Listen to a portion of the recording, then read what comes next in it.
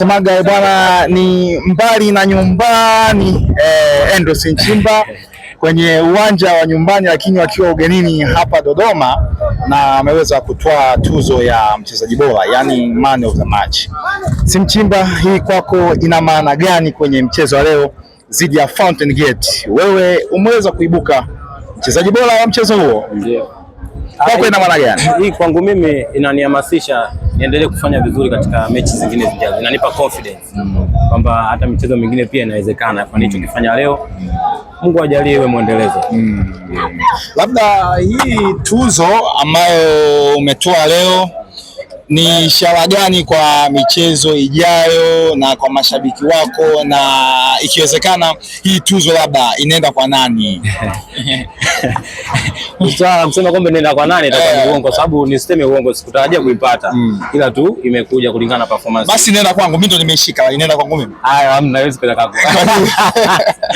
Nchimba, kwa nini? Hawezi kwenda kwako, nitachagua mwenyewe ya kwenda inaenda kwa nani.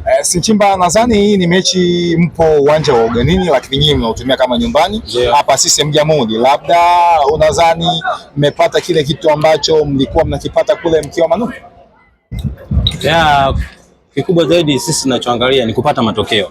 Haijalishi tumecheza nyumbani au ugenini. Kikubwa sisi tunataka tupate matokeo tu.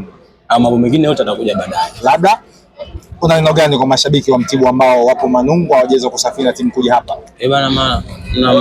Mashabiki wa Mtibwa bana waendelee kusupport popote walipo.